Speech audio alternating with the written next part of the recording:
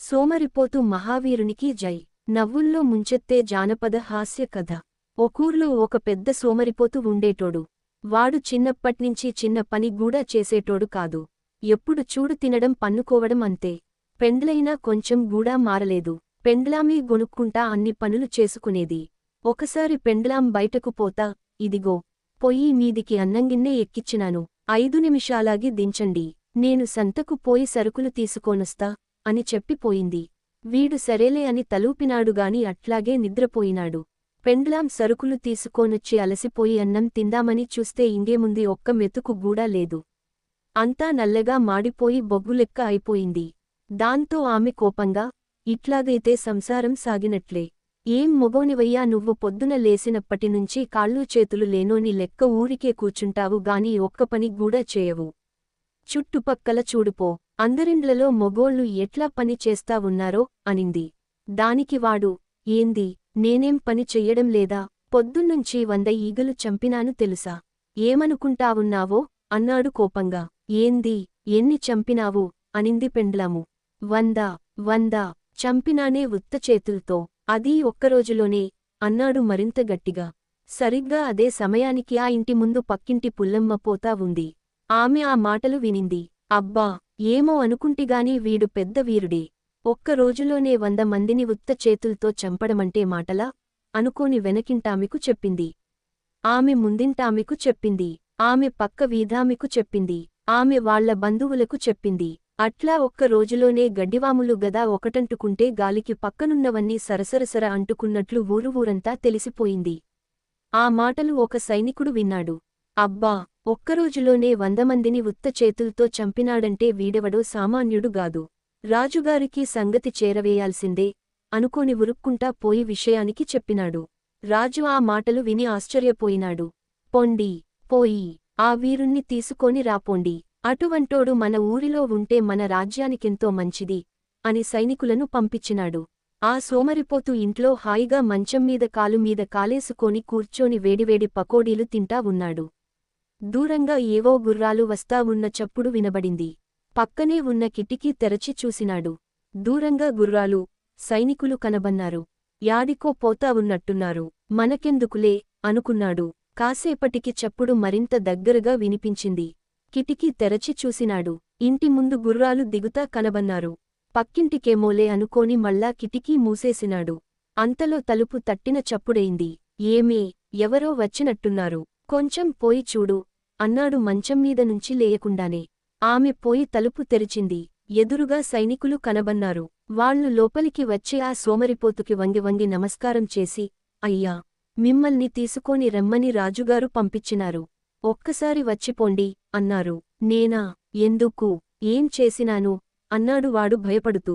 అయ్యా, మీరు ఒక్కరోజులోనే ఉత్త చేతుల్తో 100 మందిని చంపినారంట గదా.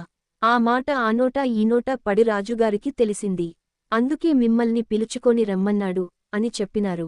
దానికి వాడు, నేనెవ్వరినీ చంపలేదే, మీరు ఎవరో అనుకోని ఇక్కడికి వచ్చినట్టున్నారు అన్నాడు. ఆ మాటలక సైనికులు, అయ్యా, మీకు గమ్మత్తులు ఆడడానికి మేమే దొరికినామా, మీరెంత దాచిపెట్టుకున్నా ఇప్పుడు మీ గురించి తెలియనోళ్ళు ఈ ఊరిలో ఒక్కరు కూడా లేరు. తొందరగా రండి, రాజుగారు మీ కోసం ఎదురు చూస్తా ఉన్నారు అన్నారు. ఆ మాటలినగానే సోమరిపోతు గుండె దడదడలాడింది. వెళితే ఏమవుతుందో తెలీదు, వెళ్లకుంటే వదలరు, ఏదైతే అదైందని, సరే, నాకో గుర్రాన్ని వదిలి మీరు పోండి, నేనొస్తా అన్నాడు. వాళ్లు సరేనని గుర్రాన్ని వదిలిపోయినారు. సోమరిపోతు పెండ్లాన్ని పిలిచి, ఏమే, నాకెందుకో భయంగా ఉంది, ఎందుకైనా మంచిదినే పోగానే పెట్టె సర్దుకొని పుట్టింటికి పో, నాకేమన్నా అయితే పిల్లలు జాగ్రత్త అని చెప్పినాడు. వానికి గుర్రమిక్కడం గాని దాన్ని తోలడంగాని రాదు. దాంతో నిచ్చెన తెప్పించుకొని గుర్రం ఎక్కినాడు. దాన్ని ఎట్లా తోలాల్నో అర్ధంగాక మొలతాడుకు కట్టుకున్న పిన్నీసు తీసి గుర్రం మెడమీద గట్టిగా ఒక్క గుచ్చు గుచ్చినాడు. అంతే, ఆ నొప్పికి తట్టుకోలేక అది రాజభవనం వైపు మెరుపు వేగంతో దూసుకుపోసాగింది. వాడు భయంతో గట్టిగా దాని మెడ కరుచుకున్నాడు. అది నిమిషాల్లో సైనికులందరినీ దాటిపోయింది. అదే సమయంలో రాజు అంతఃపురం పైన తిరుగుతా ఉన్నాడు. ఆయనకు గుర్రంమీద దూసుకొని వస్తా ఉన్న సోమరిపోతు కనబన్నాడు. ఆహా, ఏమి వేగం, మెరుపులెక్క వస్తా ఉన్నాడు. రాజ్యంలో ఇంతమంది సైనికులుండి ఏం లాభం, ఏ రోజూ ఎవడూ ఇంత వేగంగా పోవడం చూడలేదు అనుకున్నాడు. రాజు ఆ సోమరిపోతు సభలోకి రాగానే పెద్ద ఎత్తున సన్మానించి నగలు, వజ్రాలు బహుమానంగా ఇచ్చి, నీలాంటోడు మాకెంతో అవసరం. ఎప్పుడైనా ఏదైనా ఆపద వస్తే కబురు పంపుతాను. వచ్చి సాయం చేయండి అని చెప్పి పంపించినాడు. వాడు నగలతో, వజ్రాల హారాలతో తిరిగి ఇంటికి రాగానే చూసి వాని పెండ్లాం సంబరపడింది. ఒక్కొక్కటే అమ్ముకుంటా హాయిగా కాలం గడపసాగినారు. ఒకసారి రాజ్యంలో కొంతమంది దొంగలు పడినారు. చీకటి పడితే చాలు ఎప్పుడు ఎక్కడినుంచి ఎవరింటి మీద పడతారో తెలీదు. క్షణంలో రావడం ఉన్నదంతా దోచుకోవడం మరుక్షణంలో మాయమైపోవడం చేసేవాళ్లు. సైనికులు వీధివీధినా కాపలా కాస్తా ఉన్నా వాళ్లని పట్టుకోలేకపోతా ఉన్నారు. ప్రజలందరూ రాత్రైతే చాలు భయంతో గజగజ వణికిపోతా తలుపులేసుకొని బిక్కుబిక్కుమంట గడపసాగినారు. దాంతో రాజు లాభం లేదనుకోని సోమరిపోతుని పిలిపించినాడు. ఒక్క రోజులోనే 100 మందిని ఉత్తచేతుల్తో చంపిన మహావీరుడా! నీకు తెలియనిదేముంది? ఊర్లో దొంగలు పడి నెలరోజుల నుంచి ముప్పుతిప్పలు పెడతా ఉన్నారు. నీకు ఎంతమంది సైనికులు కావలసి వస్తే అంతమందిని తీసుకొని పో. వాళ్లని మాత్రం దొరికితే పట్టుకో, దొరక్కుంటే చంపేయి అన్నాడు. ఆ మాటలింటానే సోమరిపోతు గజగజ వణికిపోయినాడు. అయినా దాన్ని బయటకు కనబడనీయకుండా, రాజా! ఈ మాత్రం పనికి మళ్ళా నాకు తోడు సైనికులెందుకు? నేనొక్కన్నే పోయి వాళ్లని పట్టుకోనస్తాలే అని చెప్పి ఇంటికి పోయినాడు. పెండ్లాంతో, ఏమే, ఈ రోజుతో ఇంక నా పని అయిపోయినట్లే. ఎందుకైనా మంచిది నే పోగానే పెట్టె సర్దుకొని పుట్టింటికి పో. నాకేమన్నా అయితే పిల్లలు జాగ్రత్త అని చెప్పి రాత్రికి గుమగుమలాడేలా మాంచి బిర్యానీ చేయించుకొని మూటగట్టుకొని బయలుదేరినాడు. కొంచెం దూరం పోయినాక ఒక పెద్దతోట కనబడింది. దాంట్లోకి పోయి అంగీలో దాచిపెట్టుకున్న విషం తీసి బిర్యానీలో కలిపినాడు. ఇంక ఇది తిని చచ్చిపోతే సరి, లేకుంటే రేపు అందరి ముందూ పరుగుపోతుంది అనుకున్నాడు. అంతలో వానికి బాగా నిద్ర వచ్చింది. సర్లే, ఎట్లాగూ చచ్చిపోయేదే గదా, కాసేపు హాయిగా నిద్రపోయి ఆ తర్వాత చచ్చిపోదాం అనుకోని మూట పక్కనే పెట్టుకొని అట్లాగే నిద్రపోయినాడు.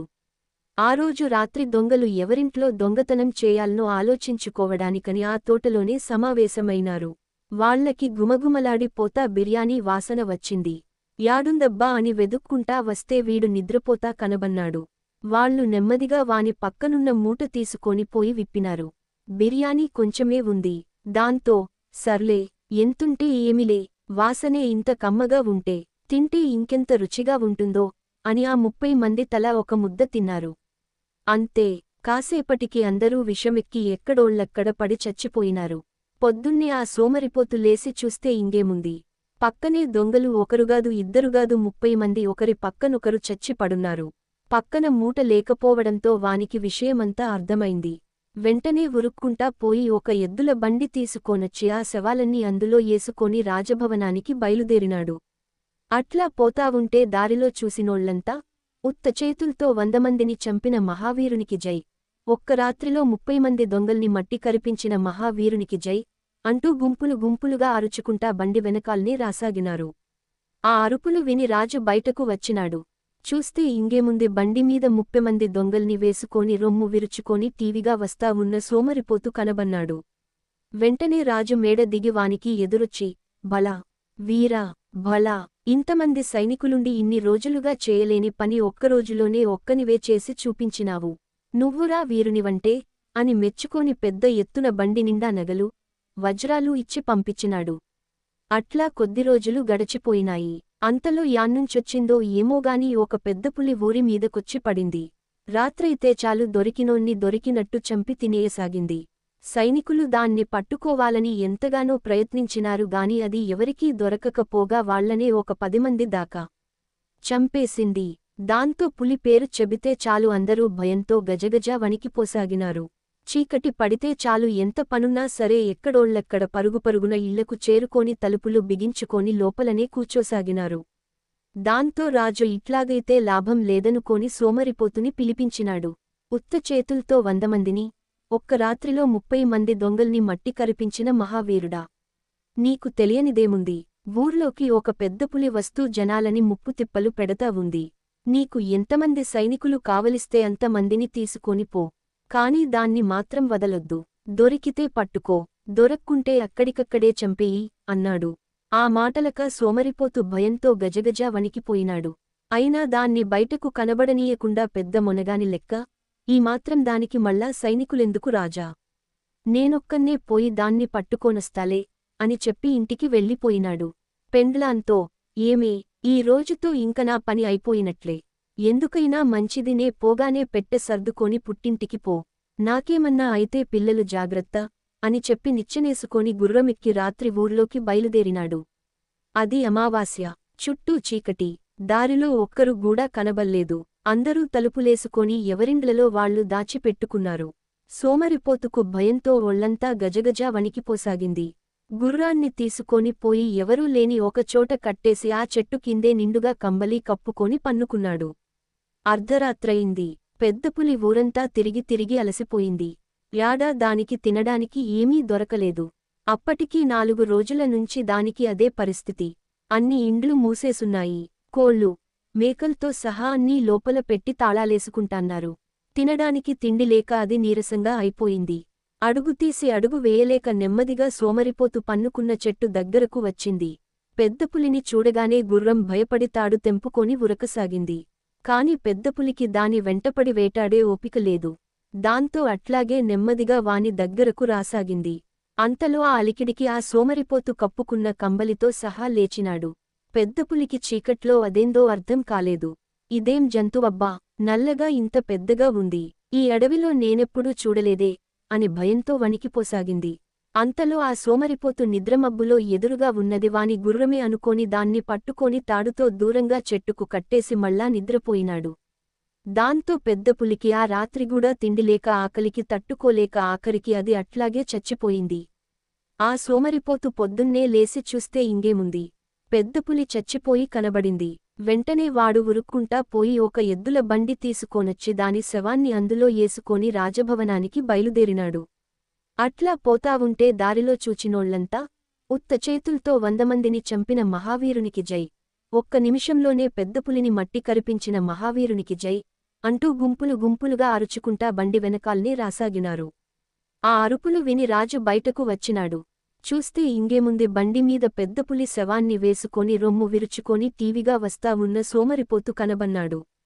వెంటనే రాజు మేడ దిగి వానికి ఎదురొచ్చి, భళా వీరా, భళా, ఇంతమంది సైనికులుండి ఇన్ని రోజులుగా చేయలేని పని ఒక్కరోజులోనే ఒక్కనివి చేసి చూపించినావు.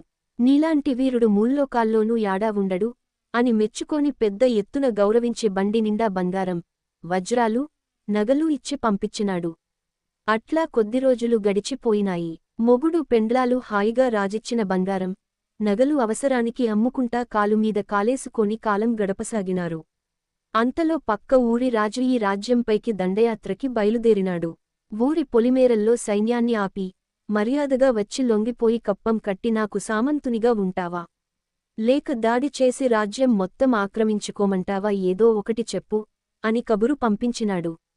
రాజుకు ఏం చేయాలనో పాలుపోలేదు. అవతల సైన్యం చానా పెద్దది, గెలవడం చానా కష్టం. అట్లాగని లొంగిపోదామా అంటే ఆ అవమానం కన్నా చావడం మేలు అనిపించింది. ఆ సమయంలో రాజుకి సోమరిపోతు గుర్తుకొచ్చినాడు. వెంటనే సైనికులను పంపి వాన్ని పిలిపించినాడు. ఉత్త చేతుల్తో 100 మందిని, ఒక్కరాత్రిలో 30 మంది దొంగల్ని, ఒక్క నిమిషంలోనే పెద్దపులిని మట్టికరిపించిన మహావీరుడా! నీకు తెలియనిదేముంది, పక్క ఊరి రాజు మన మీదకు దండయాత్రకొచ్చినాడు. ఇది మన ఊరి పరువు మర్యాదలకు సంబంధించిన విషయానికి. నీకు ఎంతమంది సైనికులు కావాలంటే అంతమందిని తీసుకొనిపో. ఇంకెప్పుడూ నిన్ను ఏ కోరిక కోరి ఇబ్బంది పెట్టను. ఈ ఒక్కసారికి సాయం చేయి చాలు అన్నాడు. యుద్ధం అనే మాట వినగానే సోమరిపోతు గజగజ వణికిపోయినాడు. అయినా దాన్ని బయటకి కనబడనీయకుండా, రాజా, ఇదే ఆఖరిసారి అంటా ఉన్నావు గదా, అట్లాగే చేద్దాం. ముందు నేను పోతా, వెనుక సైన్యాన్నంతా రమ్మను అని చెప్పి ఇంటికి పోయినాడు. పెండ్లాంతో, ఏమే, ఇన్ని రోజులు ఏదో అదృష్టం బాగుండి తప్పించుకున్నాగాని ఇంగ ఈ రోజుతో నా పని అయిపోయినట్లే. ఎందుకైనా మంచిది, నే పోగానే పెట్టి సర్దుకోని డబ్బులు తీసుకుని పుట్టింటికి పో. నాకేమన్నా అయితే పిల్లలు జాగ్రత్త అని చెప్పి బయలుదేరినాడు. ఆ సోమరిపోతు పోయేసరికి సైనికులంతా సిద్ధంగా ఉన్నారు. ఒక మంచి నల్లని మేలు జాతి గుర్రాన్ని సోమరిపోతు కోసం సిద్ధంగా ఉంచినారు. రాగానే అందరూ, మహావీరునికి జై, మహావీరునికి జై అని అరుస్తా భుజాల మీదకు ఎత్తుకుని పోయి గుర్రం మీద కూర్చోబెట్టినారు. మహావీరా, ఇది అట్లాంటిట్లాంటి మామూలు అల్లాటప్పా గుర్రం కాదు. దీనంత వేగంగా ఉరికే గుర్రం ఈ చుట్టుపక్కల 7 లోకాల్లో యాడా లేదు. నీ కోసమే ప్రత్యేకంగా తెప్పించినాం అన్నారు. ఆ గుర్రాన్ని చూడగానే సోమరిపోతు భయంతో గజగజా వణికిపోయినాడు. యాడ కింద పడిపోతానో ఏమో అనే భయంతో, రే, నన్ను గుర్రానికి గట్టిగా తాళ్లతో కట్టెయ్యండ్రా అన్నాడు. అది విని రాజు, మహావీరా ఏందిది అన్నాడు ఆశ్చర్యంగా. దానికి సోమరిపోతు వెంటనే, రాజా, యుద్ధరంగంలోంచి నేనన్నా వెనక్కి రావాలి, నా శవమన్నా వెనక్కి రావాలి, అంతేగాని పొరపాటున గూడా శత్రువులకు వెన్నుచూపగూడదు. కత్తి గుండెల్లో దూసుకుపోయినా సరే చివరి రక్తం బొట్టు వరకు పోరాడాలి. అందుకే ఇలా కట్టేసుకుంటున్నా అన్నాడు. ఆ మాటలినగానే సైనికులందరూ, మహావీరునికి జై, మహావీరునికి జై అని అరుస్తా తాము గూడా గుర్రాలకు కట్టించుకోసాగినారు. సోమరిపోతు సైనికులతో, ముందు నేనొక్కన్నే పోతా, నేను పోయిన అర్ధగంటకు మీరు బయలుదేరండి అని చెప్పి బయలుదేరినాడు. కొంచెం దూరం పోగానే బతికుంటే సాలు బలుసాకైనా తిని బతకొచ్చు. సైనికులు వచ్చేసరికి ఇక్కడినుంచి ఎవరికీ తెలియని వేరే ఊరికి పారిపోవాలి అనుకోని పిన్నీసు తీసి గుర్రం మెడమీద గట్టిగా ఒక్క గుచ్చుగుచ్చినాడు. అంతే ఆ గుర్రం అదిరిపడి సర్రుమని ఉరకడం మొదలుపెట్టింది. ఆ గుర్రం అట్లాంటిట్లాంటి మామూలు గుర్రం కాదు కదా, అప్పటికే ఎన్నో యుద్ధాల్లో పాల్గొన్న గుర్రం. దాంతో శత్రువులు ఉన్న వైపే ఉరకడం మొదలుపెట్టింది. అది చూసి భయపడిన సోమరిపోతు దాన్ని ఆపాలని ఎంత చూసినా అది ఆగకుండా మరింత వేగంగా మెరుపులెక్క దూసుకుపోసాగింది. ఆ వేగానికి సోమరిపోతుకి కళ్ళు తిరగసాగినాయి. భయంతో ఒళ్లంతా చెమట పట్టసాగింది. ఎట్లాగైనా సరే దాన్ని ఆపాలనుకున్నాడు. అంతలో ఎదురుగా రెండు పెద్ద తాటి చెట్లు పక్కపక్కనే కనబన్నాయి. గుర్రాన్ని వాటి మధ్యలో ఉరికించినాడు. తాటి చెట్లు దగ్గరికి రాగానే వాటిని గట్టిగా పట్టుకుంటే గుర్రం ఆగిపోతుందిలే అనుకున్నాడు. కాని ఆ తాటి చెట్లకు మొదలు దగ్గర అప్పటికే బాగా చెదలు పట్టేసినాయి. లోపలంతా డొల్లడొల్ల అయిపోయి తేలికగా అయిపోయినాయి. ఈ రోజో రేపో కూలిపోవడానికి సిద్ధంగా ఉన్నాయి. అది వానికి తెలీదు. గుర్రం వాటి మధ్యలోంచి పోతుండగానే చేతుల్లో రెండు చెట్లు గట్టిగా పట్టేసుకున్నాడు. కాని గుర్రం మెరుపులెక్క దూసుకొని పోతా ఉంది గదా, ఆ వేగానికి ఆ రెండు చెట్లు వేళ్లతో సహా లేచి పైకి వచ్చేసినాయి. గుర్రం మీద రెండు చేతుల్లో రెండు తాటి చెట్లను పట్టుకొని దూసుకొస్తావున్న వాన్ని చూడగానే శత్రు సైన్యాలు అదిరిపడినాయి. రే, ఉత్త చేతుల్తో 100 మందిని ఒక్కరోజులో చంపిన మహావీరుడు తాటి చెట్లు ఎత్తుకొని చిరుతపులి లెక్క వస్తా ఉన్నాడు. వానికి దొరికినామంటే మనపని అయిపోయినట్లే. సున్నంలోకి ఎముకలు గూడా మిగలవు. పారిపోయి ప్రాణాలు కాపాడుకోండ్రోయ్ అంటూ గట్టిగా అరుస్తా అందరూ తలా ఒక దిక్కు కిందామీదా పడి ఉరకసాగినారు. సోమరిపోతు అక్కడికొచ్చేసరికి ఒక్కడుగూడా మిగలలేదు. వాని వెనుక అర్ధగంటకు బయలుదేరిన సైనికులు అక్కడికి చేరుకునే సరికి సోమరిపోతు ఒక్కడే నవ్వుతా కులాసాగా కనబన్నాడు. వెంటనే వాళ్ళు, ఉత్తచేతుల్తో 100 మందిని చంపిన మహావీరునికి జై, ఒక్క నిమిషంలోనే శత్రు సైన్యాలనంతా పారద్రోలిన మహావీరునికి జై అంటూ వాణ్ణి గుర్రంమీద నుంచి దించి భుజాల మీదకు ఎత్తుకొని తప్పట్లు కొట్టుకుంటా, చిందులు తొక్కుకుంటా, బాణాలు కాల్చుకుంటా రాజు దగ్గరికి తీసుకోనొచ్చినారు.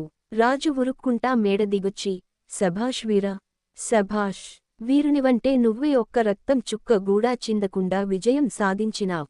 నీలాంటోడు ఒక్కడుంటే చాలు, ఈ ప్రపంచాన్నే జయించొచ్చు అంటూ మెచ్చుకొని వాళ్ల రాజ్యానికి సైన్యాధ్యక్షునిగా చేసినాడు. అప్పటికే సోమరిపోతు వీరత్వం గురించి చుట్టుపక్కల రాజ్యాలకంతా తెలిసిపోవడంతో ఆ రాజ్యం వైపు కన్నెత్తి చూడడానికి గూడా అందరూ భయపడిపోయినారు. దాంతో ఆ సోమరిపోతు హాయిగా కాలుమీద కాలేసుకొని కులాసాగా జీవితమంతా గడిపినాడు.